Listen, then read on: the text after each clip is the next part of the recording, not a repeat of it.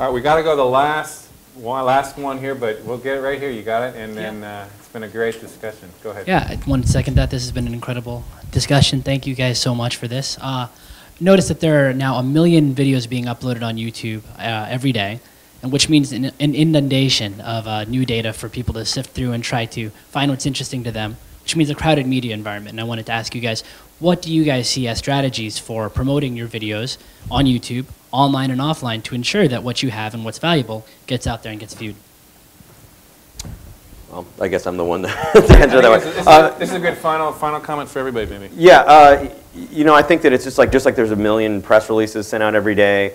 Now there's 1 million videos. You know, you have to really have good relationships with bloggers. You have to have the video be targeted so it'll appeal to certain people. So it's definitely a challenge. So you're changing now to an earned media environment where you're gonna have to do something where people are interested in it and have connections. And you know, if you have a list of people, you can email it out to a bigger list to get them to start watching it, encouraging them to share with their friends. It'll bubble up, but there's no easy answer for it. You could put out a great video and it could bomb, or somebody could randomly just talk into a camera, say something funny, and it could be the next sensation.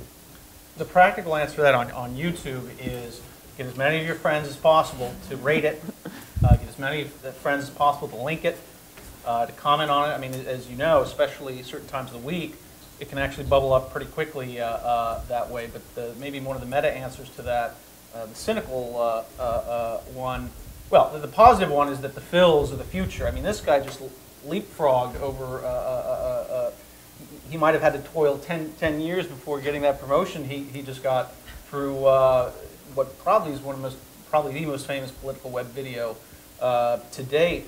Or, you know, to put it another way, to take the negative view, when I was, I took a couple-day course out in California in 2000. John Waters, the director of Pink Flamingos and so forth, he was asked, well, what do you think of digital video? What is this going to mean? He says, well, it's great because it means you have to buy my movies all over again in a new format.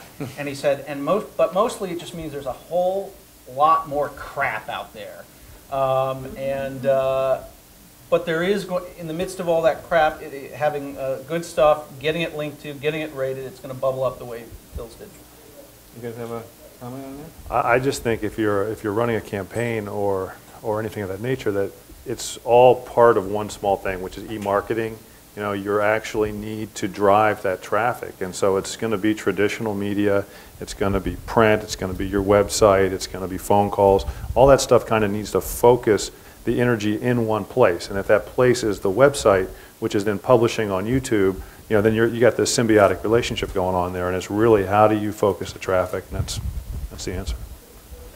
For us, it's certainly, I think bloggers are the best resource for garnering links because they already have audiences that they have relationships with. So when, you know, front page bloggers on Coast or on any major blogger, even local blogs, we had a hearing on Katrina. It was a subcommittee hearing on Katrina funding, and a local New Orleans blog posted it, and you know, because it's of interest. And so developing the relationships with bloggers and then utilizing their audience, I think, is our biggest draw. Well, thank you very much. It's been a great time. If you want to see more information, it's econflict.net.